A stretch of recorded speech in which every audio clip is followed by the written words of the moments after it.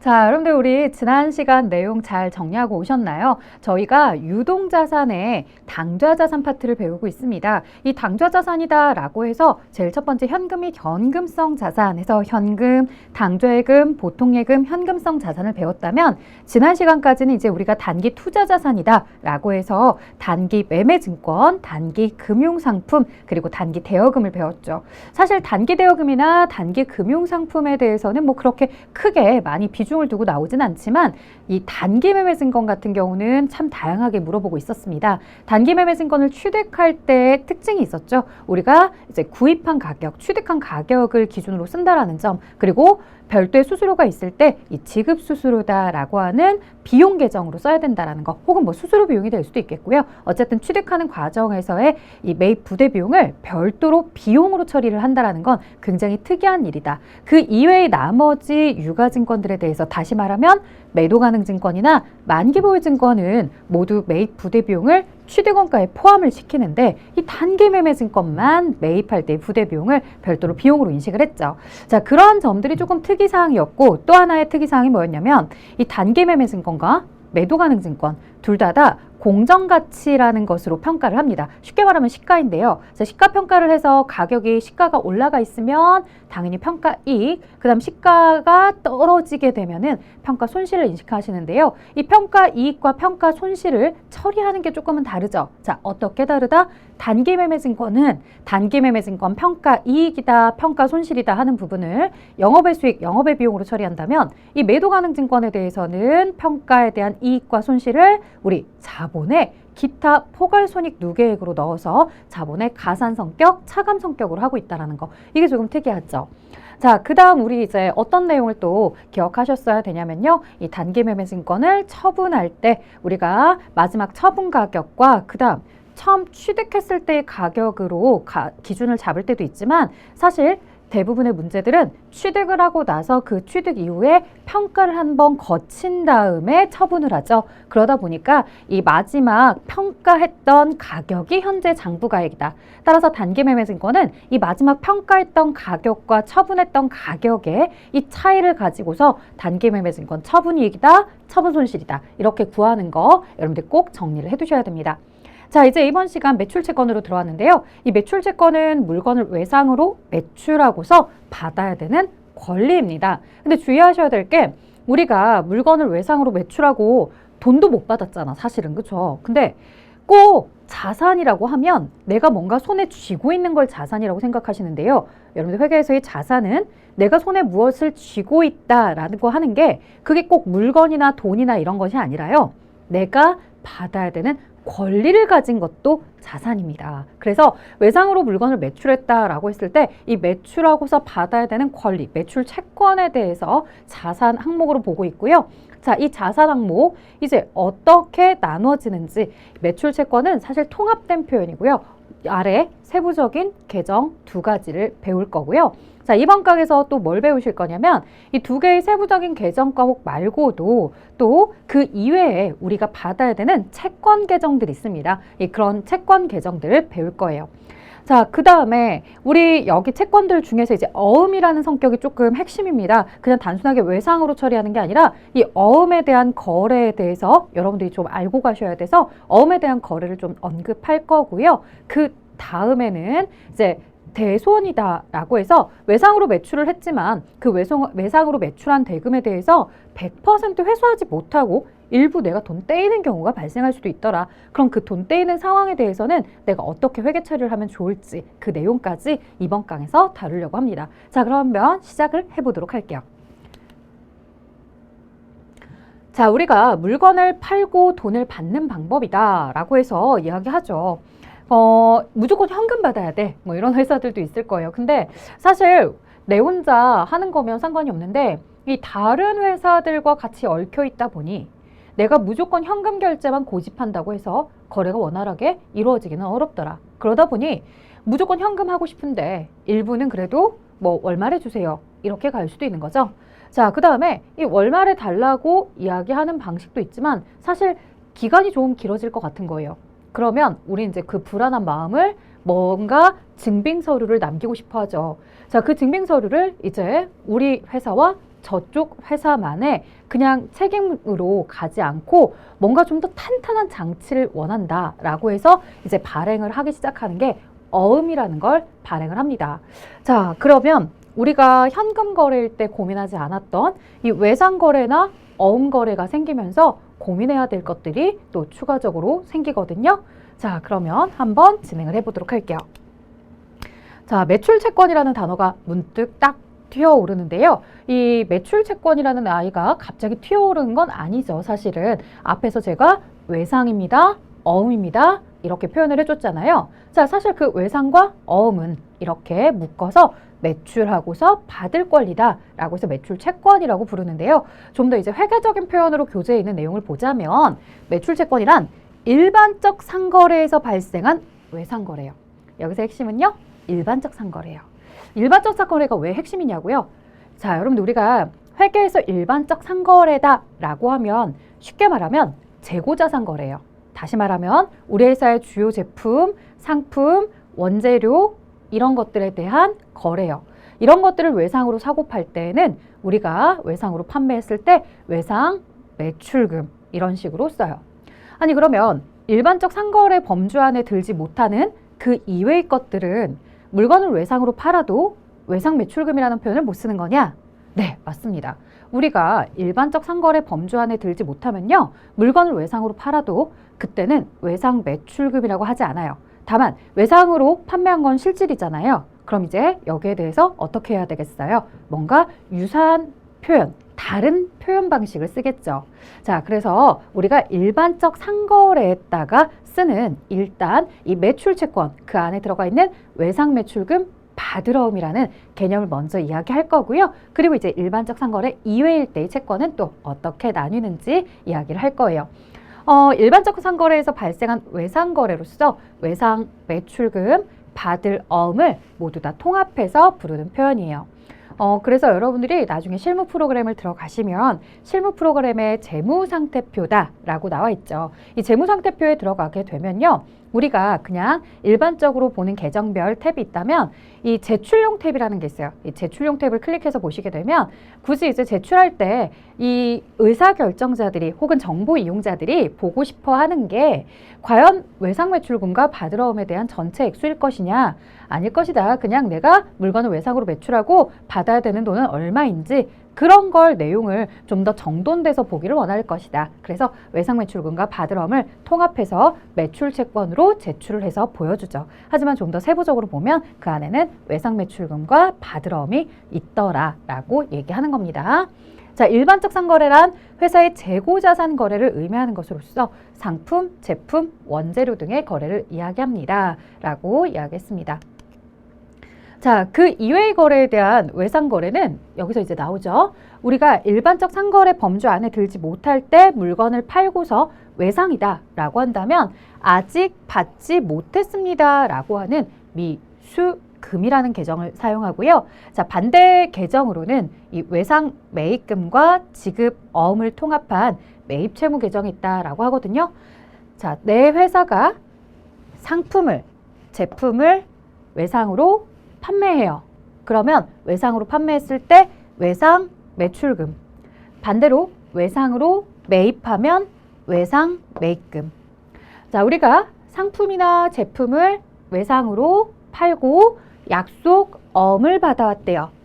받을 어음이고요. 반대로 우리가 제품이나 상품을 외상으로 매입하면서 어음을 발행해서 지급했대요. 지급 어음이다. 이렇게 내용이 되고요.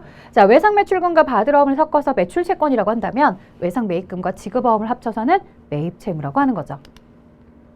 자, 이 내용을 이렇게 박스로 정리가 딱 되는데요. 일반적 상거래 범주 안에 들고 있으면 외상 매출금, 받으러움, 일반적 상거래 범주 안에 들지 못하면 미수금이라고 부른다라고 해서 이제 내가 받아야 되는 권리는 우리 자산이다. 그래서 채권에 대한 이 권리를 자산으로 쓰고 있고요. 외상 매출금과 받으러움 그렇게 해서 이제 우리가 미수금까지 진행을 했는데, 자, 여러분들 여기서 미수금을 모두 한 박스 안에 넣었잖아요. 다 통합이 됐거든요. 그 얘기는 뭐냐면 예를 들어 일반적 상거래가 아닌 거, 우리 회사가 사용하던 토지를 매각했다, 건물을 매각했다, 사용하던 기계장치를 매각했다. 외상으로 받았다. 미수금. 왜냐면 토지나 건물이나 기계장치는 내 회사 상품 제품이 아니니까. 그 다음에 미수금도 썼는데 그 이외에 또 뭐가 있냐면 내가 토지나 아니면 건물이나 아니면 기계장치를 매각하고 약소금을 받아왔다. 여기서 조심. 대부분 사람들은 약소금을 받아왔다라고 하면 받으러옴이라고 무조건 써야 된다고 생각하지만 그렇지 않아요. 지금 내가 판 게 상품 제품 원재료가 아니잖아요. 그럼 그때는 약소금을 받아왔다고 해도 미수금이다. 이렇게 가셔야 돼요. 그래서 사실 이제 저희가 전표를 직접 입력하는 전산회계나 전산세무 AT 시험들은 이런 곳에서 이제 함정을 많이 파놓으시죠. 출제자들이 얘기해요. 뭐 기계장치를 매각했다, 약소금을 받아왔다 그러면 많은 학생들이 거기에 이제 받으러움을 쓰시는데 사실 받으러움 쓰면 안 된다. 그죠? 지금 보시는 것처럼 상품, 제품, 원재료 이런 일반적 상거래 아닌 이상은 외상이어도 미수금, 어음받아도 미수금이다. 자, 그럼 반대로 우리가 외상으로 물건을 매입했다라고 했을 때 이 상품, 제품, 원재료에 대한 일반적 상거래면 외상 매입금, 약소금을 주면 지급어음이잖아요. 자, 그럼 반대로 우리가 외상으로 처리하는 부분에 대해서 만약 그게 토지를 외상 매입하고 건물을 외상으로 매입하고 그 다음 기계장치를 매입하면서 약소금을 발행하고 모두 다 미지급금인 거죠. 자, 내가 갚아야 되는 의무 같은 경우에는 부채예요, 부채. 그래서 꼭 자산이다라고 해서 무언가 물건을 가지고 있어야지만 자산이 아니라 권리를 가지고 있는 것도 자산이고요. 그 다음에 빚을 갚아야 되는 의무에 대해서는 이렇게 부채로 기록하는 거 보셨습니다. 에듀윌 유료 회원만의 특별한 서비스.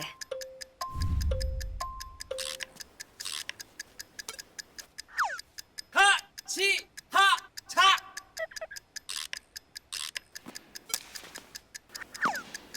하치하차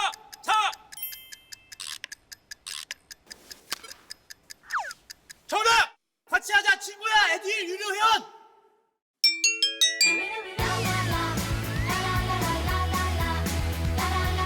친구 소개하고 현금 받는 혜택. 오직 에듀윌 유료 회원에게만. 에듀윌. 자, 다음 중 매출 채권에 해당하는 것은 사실 이런 문제는 굉장히 여러분들한테 점수를 막 팍팍 주고 싶은 문제인 거죠. 매출 채권은 외상 매출금과 받으러움이었으니까요. 외상 매출금 정답입니다.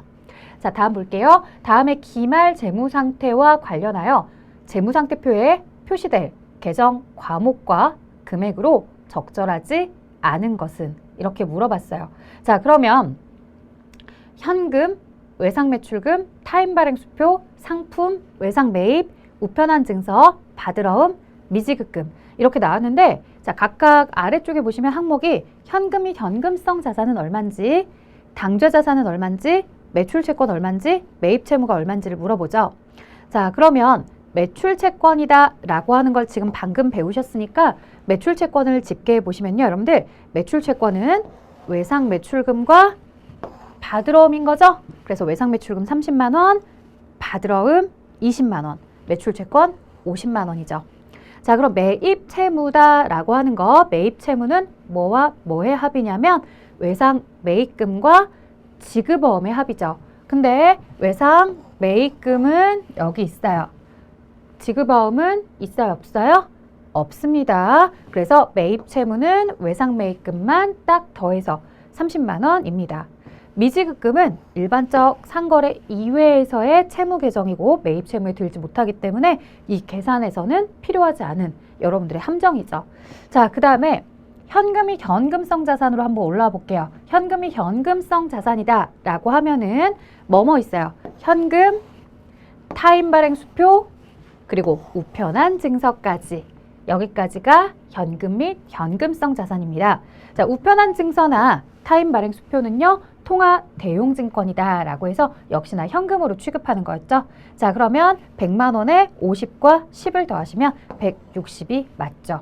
자, 어느덧 정답을 이렇게 산출할 수 있게끔 되었는데요. 자, 1번과 3번, 4번이 모두 다 맞았기 때문에 2번의 합계가 틀렸다라는 걸 여러분들도 이제 어느 정도 아셨을 거예요. 자, 그러면 자료를 마저 하나 더 볼게요. 상품이 하나 존재하고 있는데 이 상품은 재고자산이잖아요. 재고자산. 자, 우리에게 물어본 건 당좌자산이에요. 자, 유동자산 안에 당좌자산과 재고자산 별도로 각각 있는 거죠. 그러니까 계산할 때 재고자산은 필요하지 않아요.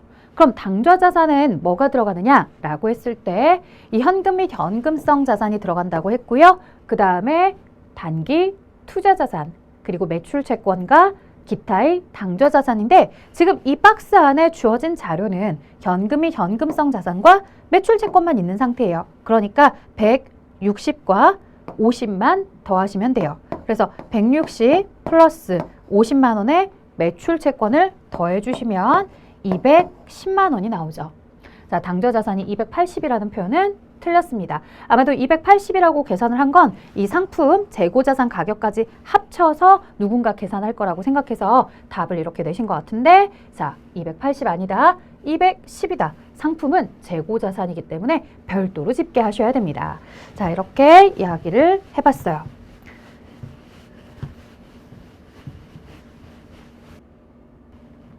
자, 다음 거래를 분개하는 경우에 발생할 수 없는 계정 과목을 물어봅니다. 자, 그러면 우리가 사실은 이제 분개가 그렇게 막 중요하진 않아요 라고 했지만 이런 문제를 또 맞이하시면 분개 또 잘할 줄 알아야 되나? 할 줄은 알아야 되나? 뭐 이런 생각을 하실 것 같아요. 자, 다행히도 이 문제는 뭐 차변, 대변을 정확하게 구분하는 문제라기보다는 그냥 그 어떤 계정을 사용할 거냐 이 정도만 물었으니까 아주 어려운 문제는 아니거든요. 한번 볼까요? 자, 외상 매출금 500만 원 중 100만 원은 당점이 발행한 당좌수표를 받았대요. 자, 당점은 당의 회사, 내 회사예요. 내가 발행한 당좌수표를 받으면 당좌 예금이다 라고 하고요. 외상 매출금에 대해서 내가 돈을 받은 거예요. 그러면 내가 받을 권리였던 외상 매출금 권리는 대변으로 사라지고요. 차변에는 그만큼 당좌 예금이라는 자산이 증가합니다. 자, 그런데 외상 매출금은 500이었는데 우리가 받은 당점이 발행한 당좌 수표는 100만 원밖에 안 돼요. 잔액은 동점이 발행한 어음으로 받았다라고 이야기하고 있어요. 자, 그러면 이 회사가 발행한 어음을 받은 거거든요. 자, 외상 매출금에 대해서 사라지는데 500이 사라진다. 근데 100만 원은 당좌 예금 통장으로 받았는데 400은 어음을 받았다라고 하면 어음을 받으면 받을 어음이에요. 자, 직접 상품, 제품, 원재료가 나오지 않았어도요. 이런 외상 매출금, 일반적 상거래에서 사용하는 채권 계정에 대해서 어음을 받았다라고 하면 똑같이 일반적 상거래의 채권인 받을 어음 쓰십니다. 자, 외상 매입금을 수표를 발행해서 지급했대요. 자, 그러면 나는 외상 매입금이라는 부채를 갚는 거예요. 부채의 감소는 차변이고요. 자, 대변에는 수표를 발행해서 지급했다. 나의 당좌 예금 통장에서 돈이 나갑니다. 당좌 예금 통장에서 돈을 내보낼 때 우리는 이렇게 수표를 발행하여 지급한다라는 표현을 쓰고요. 당좌 예금에서 돈이 나갔기 때문에 차변엔 그 왜 나갔는지 이유겠죠. 바로 외상 매입금 때문에 당좌 예금에서 돈이 나갔다. 이렇게 이야기를 하겠죠.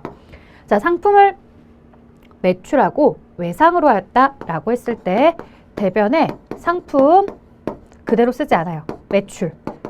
수익 계정인 상품 매출 혹은 뭐 매출 이렇게 표현을 하고요.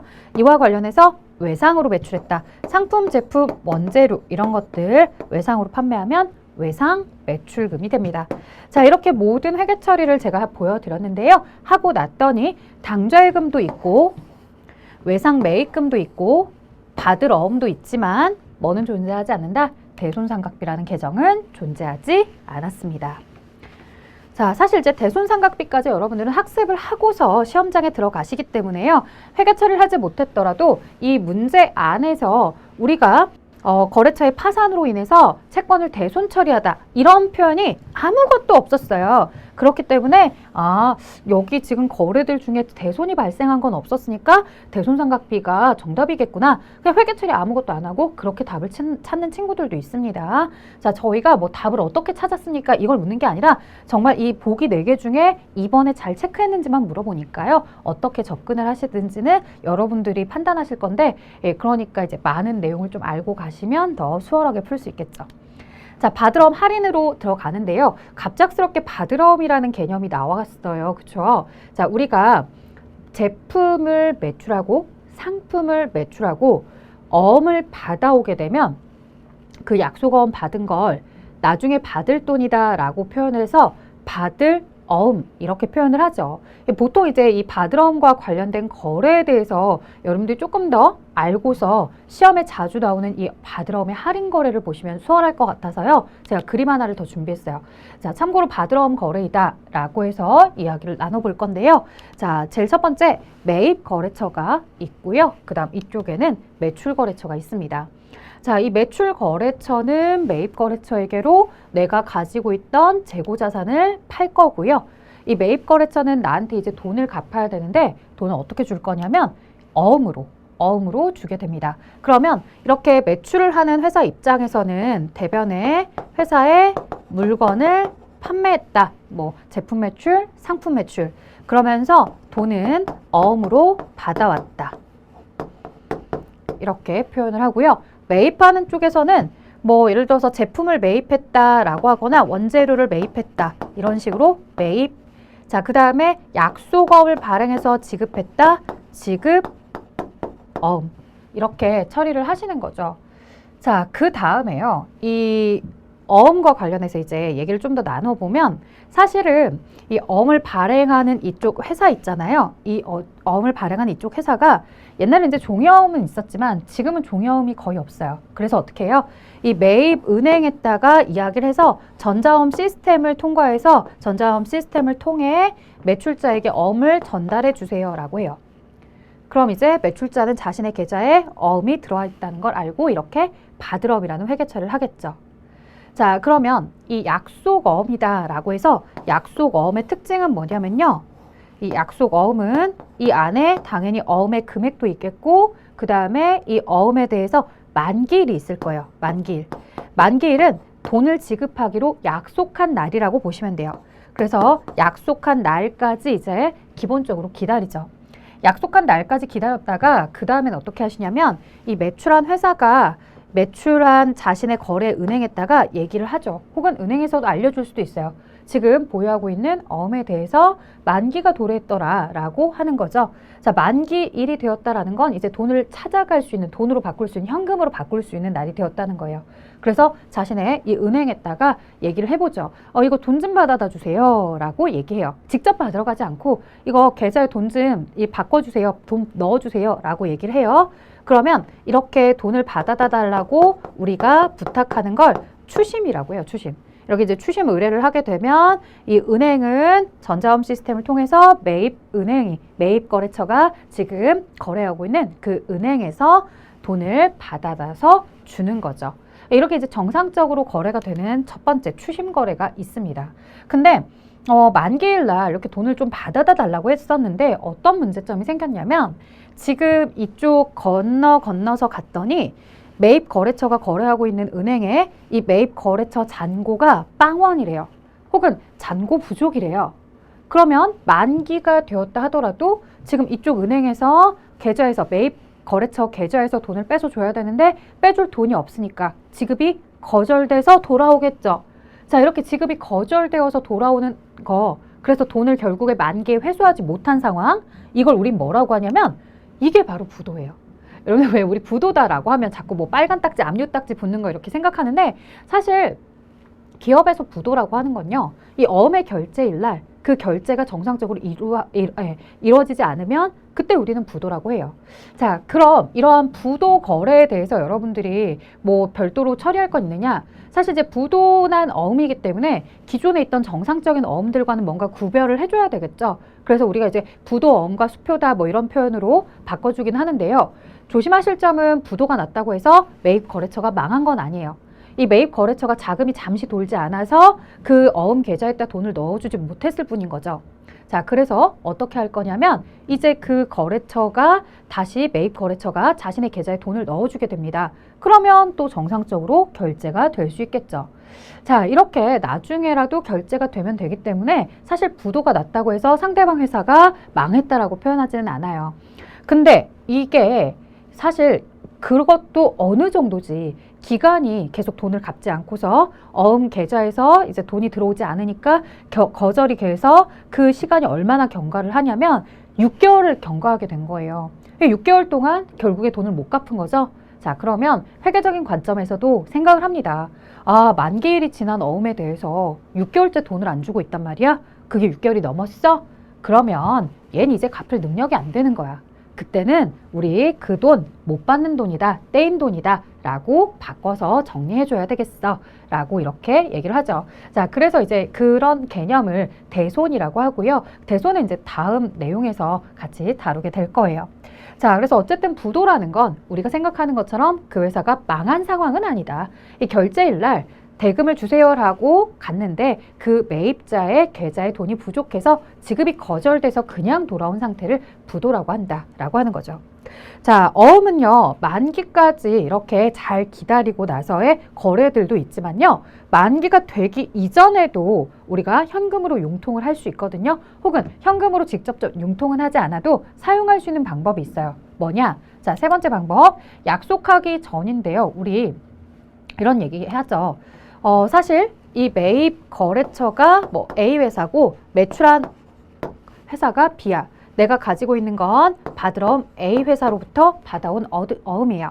근데 나는 얘랑만 거래하는 건 아니잖아요. 저쪽에 C라는 회사랑 거래를 하는 거예요. 이 C라는 회사랑 거래를 하는데 C 회사가 이제 나한테 물건을 주고서 돈 줘라고 하는 거죠. 근데 내가 돈 줄 게 없어요. 줄 돈이 없는 거야. 나도 맨날 어음 결제로만 받다 보니까 줄 현금이 없어요. 그래서 얘기해봤죠. C야, 내가 너한테 물건 사왔잖아. 그리고 내가 너한테 돈을 줘야 되는데 이 돈 줄 때 현금이 없어. 그래서 말인데 내가 지금 받아놓은 어음이 하나 있거든. A 거래처에 받을 어음인데 이거 너가 대신 받는 거 어때? 이거 내가 너한테 대신 받으라고 주는 건 어때? 라고 하는 거죠. C도 생각해보니까 아, 그래, A라면 믿을 수 있지. 그래, A 어음이라도 줘 라고 해서 가져가는 경우가 있더라는 거죠. 자, 근데 A라는 어음을 가져갈 때요, 주의하실 게 지금 현재는 이 A라는 어음의 뒷면에 받을 사람이 누구로 되어 있어요? B로 되어 있죠. 그것을 C로 바꿔서 써주셔야 돼요. 그래서 어음 등배자 써서 어음 뒷면에 서야 그래서 C에게 권리를 양도할 거다라고 해서 배서양도라는 이런 개념이 있고요. 배서양도를 하게 되면은 어음의 뒷면에 서약을 해서 권리가 C에게로 넘어가는 상황이기 때문에 만기 이전에도 우리 회사, 지금 B 회사 입장에서는 어음을 털어버리는 거래가 있는 거죠. 회계요? 완전 초보였죠. 그것도 생초보.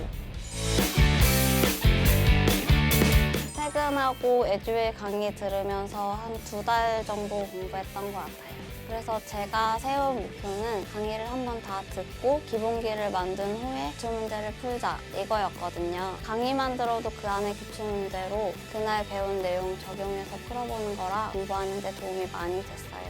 에듀윌은 합격이다!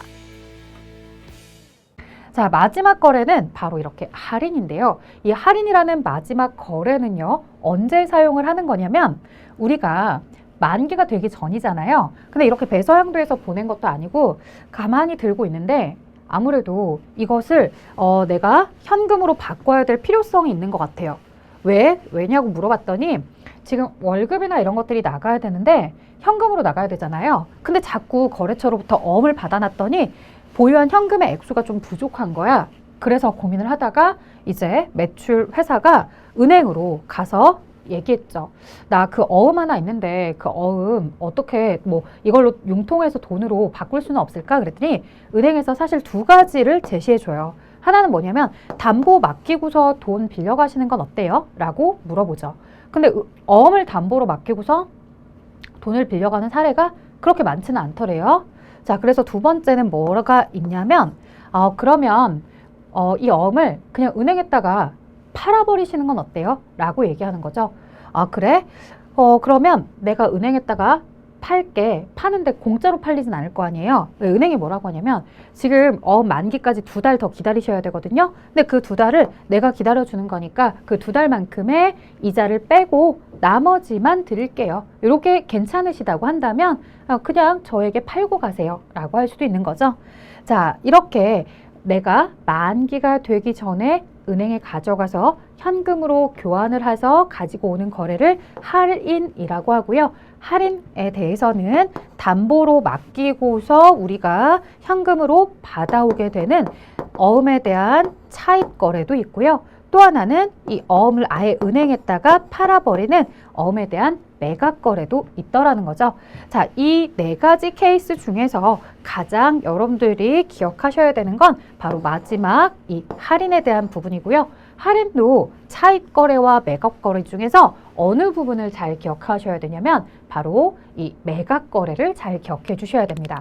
자, 그래서 지금 이전에 이 내용을 보시면요. 자, 어음의 할인이란 회사의 자금 및 여러 가지 문제로 어음이 만기가 되기 전에 은행 및 금융기관에 어음에 대한 권리를 담보로 하거나 매각을 해서 자금을 조달하는 겁니다. 라고 되어 있고요. 매각 거래로 인식을 할 경우에 은행에 지불하게 되는 수수료와 은행이 보유하는 기간에 대한 할인료, 쉽게 말하면 이자 비용을 뗀다고 보시면 돼요. 이런 할인료와 수수료는 우리가 팔아버리는 거죠. 뭘 팔아요? 받을 어음이라는 매출 채권을 은행에다가 팔아요. 근데 만기가 되기 전에 팔아버리다 보니까 이런 각종 수수료나 할인료를 떼죠. 그래서 회사가 손해를 보게 되죠. 그래서 이런 수수료나 할인료는 뭐 수수료 비용이다, 할인료라는 계정을 쓰는 것이 아니라 매출, 채권, 처분, 손실이라는 계정 과목을 쓰세요 라고 하는 거예요. 자, 이 매출, 채권, 처분, 손실로 쓰시고요. 또 하나 할인료에 대해서 계산할 줄도 아셔야 되는데요. 이 계산하는 방법은요. 어음의 금액, 예를 들어서 100만 원짜리 어음이었다. 그러면 100만 원의 어음이고요. 1년의 이자가 얼마나 됩니까? 라고 했을 때 뭐 요즘은 1.2%요. 이렇게 이제 보실 수 있겠고요. 그 다음에 12개월 중에 은행이 보유하는 기간이 얼마냐? 앞으로 만기까지 2달이 남았습니다. 라고 해서 이렇게 계산을 해주는 거예요. 이렇게 계산이 되어서 나오는 금액을 우리가 바로 매출, 채권, 처분, 손실이다 라고 이야기하는 거죠. 자, 여러분들 이제 시험장 가셔서 우리가 실무에 대한 문제를 풀 거예요. 실무에 대한 문제를 풀 때 받으러옴과 관련해서 은행에 할인을 했습니다 라고 이야기를 해줄 거예요. 그리고 해당하는 거래를 매각 거래로 처리했을 때 올바른 회계 처리를 1, 2, 3, 4번 중에서 고르세요 라고 하죠. 그럼 이제 프로그램을 물어보는 실무 문제에서 예를 출제하시면 뭘 프로그램에서 찾으라고 하냐면 바로 이 받으러옴의 금액이 얼마짜리인지 그걸 프로그램에서 찾으시는 거예요. 이 어음 번호나 이런 것들을 알려주면 받으러옴에 대해서 찾으시고요. 그 받으러옴 찾은 금액을 기준으로 해서 이 공식에 따라서 계산을 하고요. 이 공식에 따라서 계산을 한 금액을 여러분들이 매출, 채권, 처분, 손실이다 라고 해서 쓰시고 그 다음에 나머지를 뭐 현금으로 받았다, 보통예금으로 받았다 라고 하면 나머지를 이렇게 처리하는 거죠. 자, 보통 여러분들 시험 문제에 이 매출, 채권, 처분, 손실을 아는지도 물어보고 있어요. 그래서 1, 2번은 이 자리가 뭐 이자 비용이다 이렇게 나오고 3, 4번은 매출, 채권, 처분, 손실이다 이렇게 나오죠. 그러면 1, 2번은 무조건 제외하죠. 왜? 매각 거래이기 때문에 우리가 처분한 거기 때문에 꼭 매출, 채권, 처분, 손실 계정을 써야 되니까 이자 비용이라고 써져 있는 1번, 2번 보기는 날리시는 거예요. 그럼 이제 3, 4번 보기 중에서 여러분들이 매출, 채권, 처분, 손실 계산을 잘 하셨으면 정답이 되는 거고 매출, 채권, 처분, 손실을 계산을 잘 못하시면은 이제 오답을 체크하실 수도 있겠죠. 자, 어쨌든 내가 찍어야 되는 입장이다 라고 했을 때에도 이 정답 확률을 조금 더 올리려면 매각 거래를 보시고서 매출, 채권, 처분, 손실을 쓰고 있다는 걸 기억해 두시면 훨씬 더 수월하겠습니다.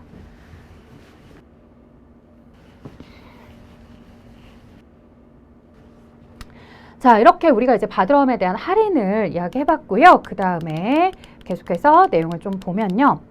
자, 대손에 대한 개념으로 이제 넘어왔습니다. 대손이다 라고 하면 뭘 가지고 이제 대손이라고 하느냐 라고 했을 때 앞에서 우리가 이제 뭐 어음에 대해서 부도가 났는데 그 상태에서 6개월이 지났다. 그런데도 상대방이 돈 갚을 생각을 안 하더라. 혹은 돈 갚을 능력이 없어 보이더라. 그럼 이제부터는 나는 그 채권은 없는 것이다. 그 권리를 포기하자. 그 권리라는 자산 항목에서 자산이 더 이상 아니니까 제거하자라고 해서 이제 자산을 줄이도록 하면서 그만큼 손해를 봤다. 그래서 손실을 인식하는 건데요. 그 손실을 인식할 때 사용하는 개념이 바로 이 대손이라는 단어를 통해서 표현을 하는 거죠. 자, 대손이란 회수 불가능한 채권이에요. 즉, 매출 채권 및 미수금, 대여금. 자, 다시 말하면 돈 떼이는 일이 꼭 외상매출금 받으러옴일 때만 돈 떼이는 건 아니라는 거죠.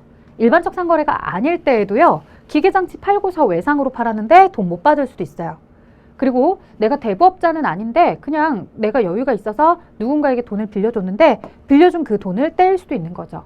그래서 우리가 가지고 있는 이런 채권 계정들에 대해서는 언제든 그 대금을 회수하지 못할 수 있는 불확실성이 늘 존재하고 있는 거고요.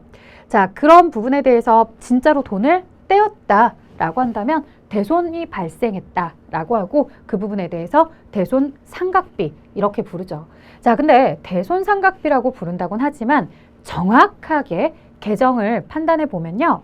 우리가 일반적 상거래에서 쓰게 되는 매출 채권인 외상매출금과 바드러움은 대손 상각비라는 표현을 쓰는 게 맞아요. 근데요. 일반적 상거래가 아닌 미수금이나 대여금에 대해서는 그냥 대손 상각비를 써버리면 이 매출 채권에 대한 대손 상각비랑 헷갈릴 수가 있어요. 그래서 앞에 기타의 대손 상각비다라고 하는 이 기타의라는 단어를 써줘요. 그러니까 얘가 메인이고 얘는 좀 기타 서브의 느낌이죠. 대손 상각비다라고 하면 손익계산서의 판매비와 관리비 항목에 들어가는데요. 기타의 대손 상각비가 되면 영업의 비용 쪽으로 들어가죠. 이게 좀 다르죠. 자, 우리 지난번에 손익계산서에 대해서 보고식 작성 순서다라고 해서 제일 첫 번째가 매출액 마이너스 매출 원가는 매출총익 마이너스 판매비와 관리비는 영업이익 플러스 영업의 수익은 마이너스 영업의 비용은 법인세 차감전 순익 마이너스 법인세 비용은 당기순익. 이 순서를 기억해 달라고 말씀드렸어요. 자, 우리가 외상매출금이나 바드러움에 대해서 대손을 처리하게 되면 바로 이 부분. 미수금이나 대여금에 대해서 대손이 발생하게 되면 기타의 대손상각비다라고 해서 이 부분. 들어가는 부분이 달라요. 주된 영업활동에 대한 채권에 대한 내용이면 판매관리비. 미수금이나 대여금과 같은 일반적 상거래 이외에서는 영업의 비용으로 따로 처리하도록 하는 겁니다. 자, 이런 내용들도 알려드렸고요. 그럼 여러분들에게 대손상각비를 구하세요 라고 하면 뭐와 뭐를 고르시는 거고요. 외상매출금과 바드러움에 대해서 설정을 하시는 거고 기타의 대손상각비를 계산하세요 라고 하면은 미수금과 대여금을 가지고서 계산하셔야 되는 겁니다.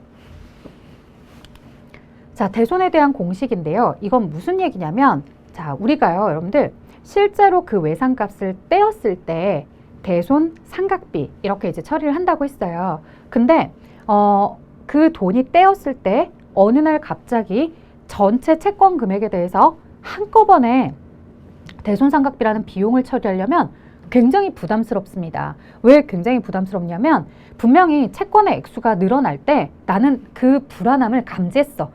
이렇게 외상으로 너무 많이 매출을 하다 보면 나 이거 돈 떼일 수 있는데 불안해 라고 하다가 드디어 사건이 뻥 터진 거죠. 자, 그러면 채권의 금액이 많아질 때마다 그냥 단순하게 막연히 불안해 하지 마시고 매년 결산할 때마다 그 채권 잔액에 비례해서 미리미리 불안한 마음을 비용으로 미리미리 설정을 해두면 나중에 그 폭탄 같은 시한폭탄 같은 그 채권이 뻥 터져서 진짜로 그 돈에 대해서 받지 못하겠던 상황이 되었을 때 한꺼번에 거액의 채권 금액을 날려서 비용을 한꺼번에 많이 인식하지 말고요. 차근차근 조금씩 채권이 조금씩 늘어난 것처럼 비용도 조금씩 늘려놓으면 어떨까라고 하는 겁니다. 자, 이런 걸 우리는 그래서 수익이 발생했을 때 그의 비용을 같이 대응시켜서 조금씩 같이 밸런스 맞춰서 인식을 하자라고 해서 수익비용 대응 원칙이라고 하는 손익계산서 작성 원칙에 따라서 인식을 하는 거고요. 이렇게 하려면 매년 12월 31일 결산일 날 우리 회사에 가지고 있는 채권 잔액에 우리 회사 나름대로 업종의 특성을 고려한 대손율이라는 걸 곱하시고요. 대부분 이제 대손율 시험 문제에서는 1%로 주어져요. 그래서 기말에 남아있는 채권 잔액에 1%의 대손을 적용하셔서 내가 받지 못할 것 같다라고 미리 비용으로 인식을 해주는 건데요. 만약 기존의 비용으로 인식해서 회사가 가지고 있는 대손 충당금이 있다면 그 금액을 제외하고 나머지만 추가적으로 비용으로 인식하시면 됩니다. 이렇게 나머지만 추가적으로 인식을 한다고 해서 이런 방식을 보충법에 대한 방식이다 라고 이야기하고요. 이러한 계산 결과값이 플러스가 나왔다라는 건 기존에 있는 충당금보다 앞으로 설정해야 되는 대손 충당금이 더 많았다는 얘기겠죠. 그래서 플러스가 나오면 추가로 대손 상각비다, 대손 충당금이라는 걸 설정해 주시면 되겠고요. 자, 그 다음에 만약에 이 결과값이 마이너스가 나왔대요. 자, 마이너스가 나왔다는 건 이 대손 충당금의 액수가 더 많았다는 얘기예요. 즉 기존에 많은 금액이 설정이 되어 있기 때문에 많은 금액이 있다고 해서 많은 금액을 그대로 두는 것이 아니라요. 그 경우에는 다시 줄여야 됩니다. 어디에 맞춰서 매출채권 기말 잔액의 대손율만큼, 여기 금액만큼만 대손 충당금으로 들어가게끔 이 금액을 줄여줘야 돼요. 그래서 대손 충당금을 줄이기 위해서 환입이라는 표현을 써서 처리를 하게 될 겁니다. 자, 조금 더 자세하게 회계 처리를 보도록 할게요. 자, 기말에 이 채권 잔액에 대해서 보니까 예를 들어 100만 원이었다. 그리고 여기에 대해 대손율이 1%였다. 그러면 10,000원만큼에 대해서 회사가 받지 못할 것으로 보는 거고요. 이 10,000원에 대해서 받지 못할 것에 대해서 기존에 혹시 충당금이 있었느냐라고 했더니 뭐 없었습니다 이렇게 얘기할 수도 있는 거죠. 없었다라고 한다면 그대로 대손 상각비 10,000원. 그 다음에 대변에 뭐를 설정하게 되냐면 여러분 우리가 손익계산서에 대손상각비라는 비용을 인식했다라고 해서 실제로 어떤 지출이 발생한 건 아니잖아요. 지출이 발생한 건 아니고요. 그만큼 외상 매출금이라는 자산의 가치를 내가 10,000원 정도는 회수하지 못할 것으로 보는 거거든요. 그래서 자산의 즉 어떤 거 매출 채권에 차감하는 성격의 차감적 평가 계정이라고 해서 자산은 지금 증가가 어디에서 이루어져요? 차변에서 증가가 이루어지죠. 그 자산의 차감 계정이니까 반대편인 대변에 이렇게 대손충당금이라는 것을 만들어서요. 우리의 외상값 중에서 해당하는 10,000원은 회수하지 못할 것으로 예상을 해 라고 표현을 해주는 거죠. 그래서 재무상태표를 표시할 때 매출채권이다 라고 해서 매출채권이 100만 원이면 그 매출채권에 마이너스 형태로 대손충당금을 가져다 넣어서 대손충당금 10,000원만큼을 회수하지 못할 것이다 라고 하고서 99만 원만 실제로는 순수하게 회수할 수 있다라고 하는 거죠. 이렇게 우리가 자산 쪽에 대해서 10,000원을 줄이는 거고요. 그만큼 비용을 인식하게 된 겁니다.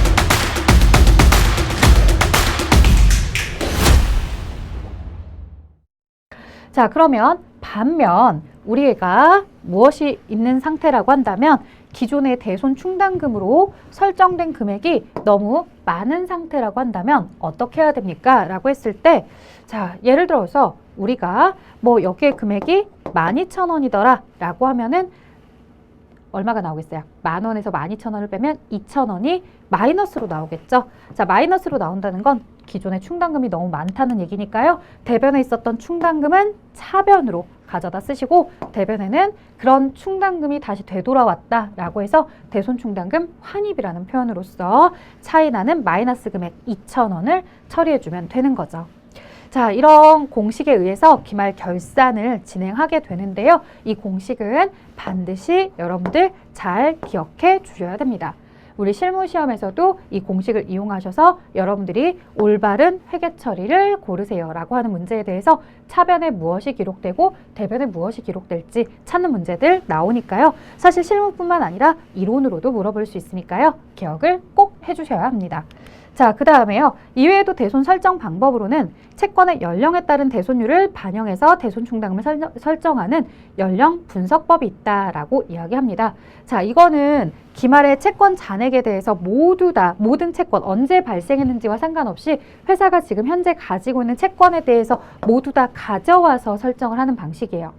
근데 사실 여러분들 오늘 빌려준 돈이랑 한 달 전에 빌려준 돈이랑 3개월 전에 빌려준 돈이랑 6개월 전에 빌려준 돈이랑 이렇게 기간에 따라서 그 채권의 성격을 좀 보면 여러분들 지금 어제 빌려준 돈과 6개월 전에 빌려준 돈 중에 어떤 돈을 더 받기 쉬울 거냐라고 했을 때 누군가는 뭐 6개월 전 걸 더 받기 쉬워요 라고 할 수 있지만 사실 대부분 평균치는 그렇지 않다. 당장 어제 빌려줬던 건 금방 내가 다시 회수할 수 있지만 6개월 전에 내가 빌려줬던 건 걔가 벌써 다 써버리고 아무것도 남지 않은 상태인데 어떻게 받겠어요. 그러니 더 오래된 채권일수록 받지 못하는 확률이 더 높고 그래도 최근의 채권일수록 받을 수 있는 확률이 더 높지 않겠냐.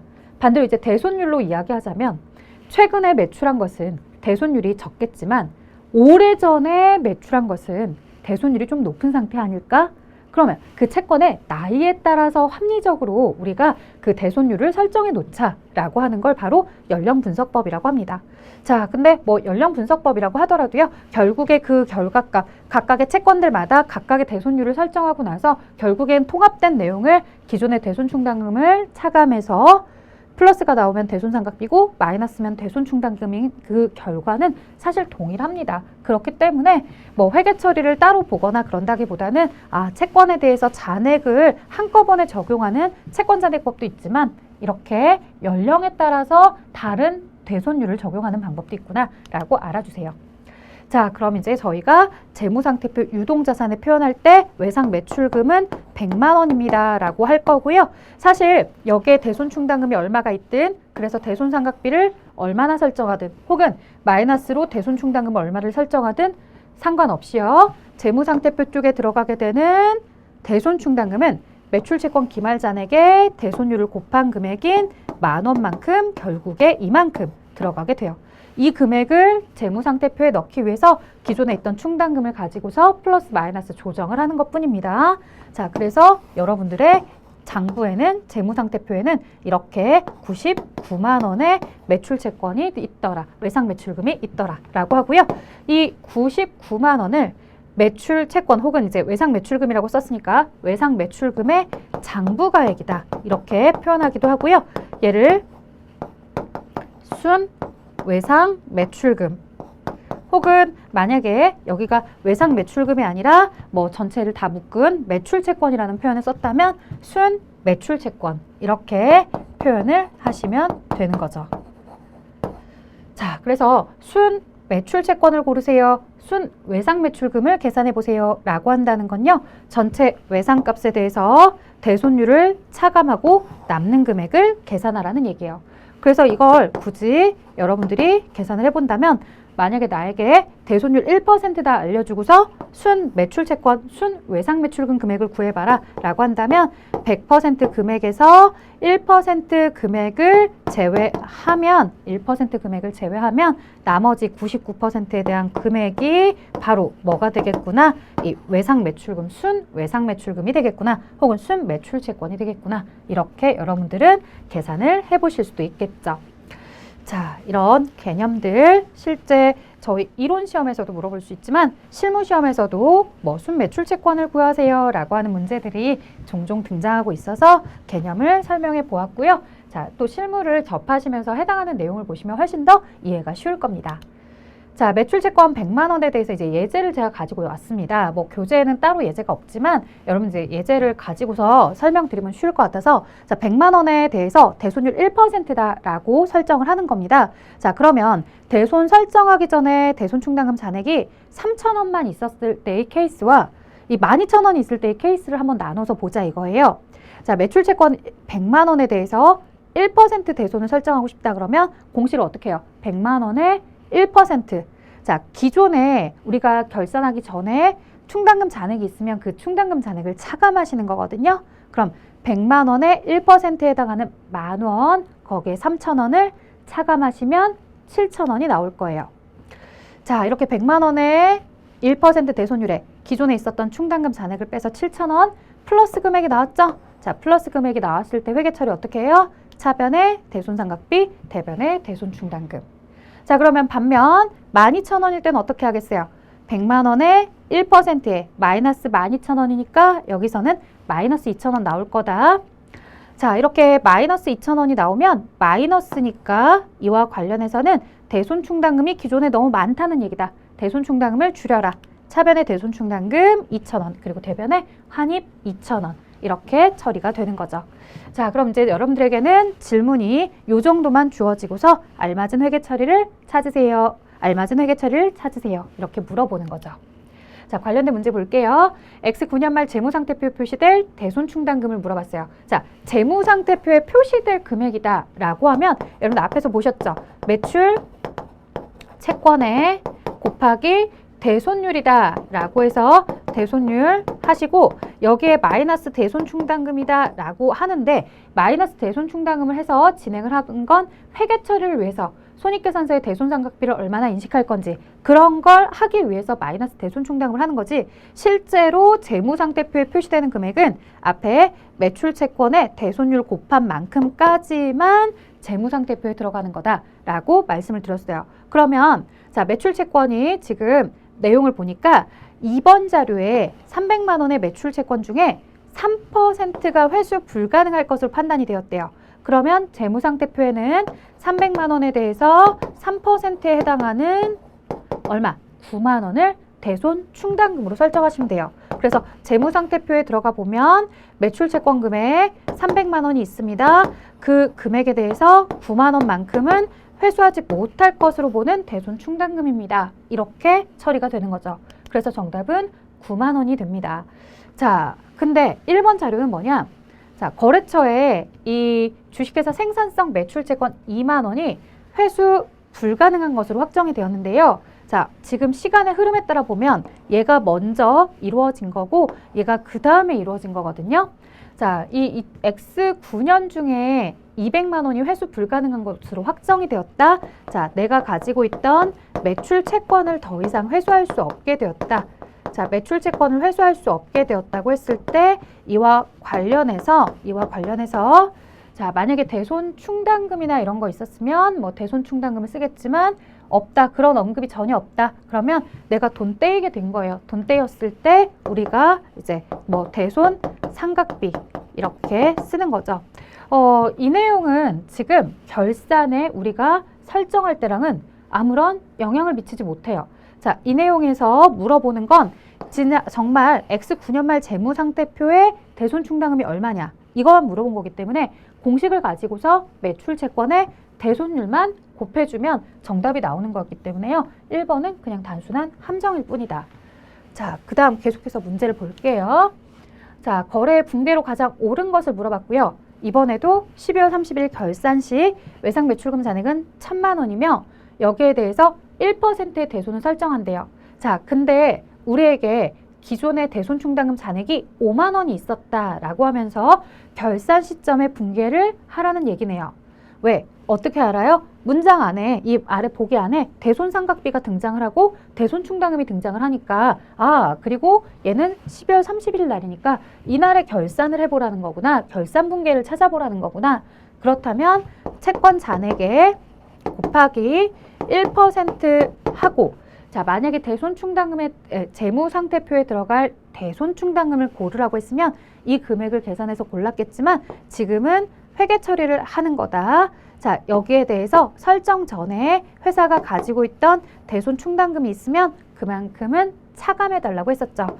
자, 차감을 하면 1,000만 원의 1%에 해당하는 금액은 10만 원, 기존에 있었던 5만 원의 대손충당금을 차감하시면 나머지 5만 원이 나와요. 자, 여기가 플러스가 나왔다라는 건 차변의 대손상각비, 대변의 대손충당금으로 설정을 해달라는 얘기입니다. 자, 다음 볼게요. 아래 자료를 참고해서 기타의 대손상각비를 고르래요. 자, 주의하실 점. 기타의 대손상각비를 1%로 계산하라고 하는데요. 기타의 대손상각비에 들어가는 건 미수금과 대여금, 외상매출금은 그냥 대손상각비, 받을어음도 그냥 대손상각비, 가수금은 임시로 쓰는 계정이고요. 선수금은 부채 계정입니다. 따라서 미수금 50과 대여금 100만 원에서 전체 기타의 대손상각비 대상이 되는 채권은 150이고요.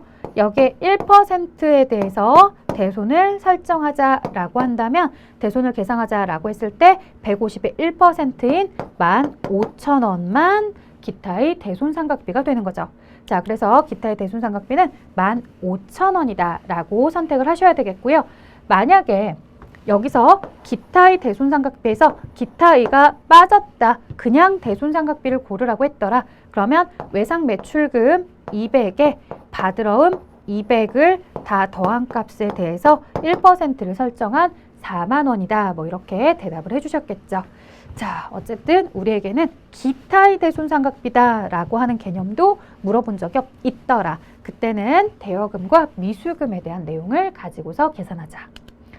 자, 저희 이번 시간에 당좌자산의 매출채권 배웠고요. 이 매출채권과 관련해서 외상매출금 받으러움 있다고 했는데요. 그중에 이제 받으러움에 대해서 할인에 대한 내용을 설명하면서 이 매출채권 처분손실이라는 개념 나중에 실무에서도 중요하게 물어보기 때문에 기억해 주세요 라고 했고요. 자, 그런 채권들에 대해서 회수하지 못하게 되었을 때 우리는 대손상각비라는 비용으로 인식을 하는데 그 비용을 정말로 대손의 상황이 발생했을 때 인식하는 것도 물론 있겠지만 그 전에도 채권의 잔액이 많아진 만큼 거기에 비례해서 대손율에 따라서 우리가 미리미리 비용으로 인식을 하게 되는 수익비용 대응 원칙에 따라 결산 시 회계 처리도 있더라. 결산을 했을 때 대손을 우리가 어떻게 설정할 건지를 본 거고요. 매출채권 잔액의 대손율만큼 재무상태표에 대손충당금으로 들어갈 텐데 기존의 대손충당금이 있다면 그 금액을 고려해서 회계 처리를 플러스냐 마이너스냐에 따라서 대손상각비냐 대손충당금 환입이냐를 결정해주면 되더라 라는 말씀까지 드렸고요. 자, 이렇게 이제 대손을 설정하는 내용까지는 했지만 아직 대손을 다 배우신 건 아닙니다. 우리 이 이후에요. 대손이 진짜로 이제 확정이 되는 상황도 얘기를 할 거예요. 무슨 얘기냐면 내가 정말로 그 돈을 떼었다고 했을 때 어떻게 회계 처리를 할 것인지 그 확정에 대한 내용을 같이 한번 얘기할 거고요. 저희 시험에서는 사실 자주 등장하진 않지만 이렇게 대손 처리했던 채권을 다시 회수하게 되는 상황까지 보아서 대손을 설정하고 대손이 확정되고 대손을 회수하는 이런 상황이 사실은 흐름에 따라서 가는 거죠. 자, 여기까지 진행하도록 할게요. 다음 시간에 뵙겠습니다.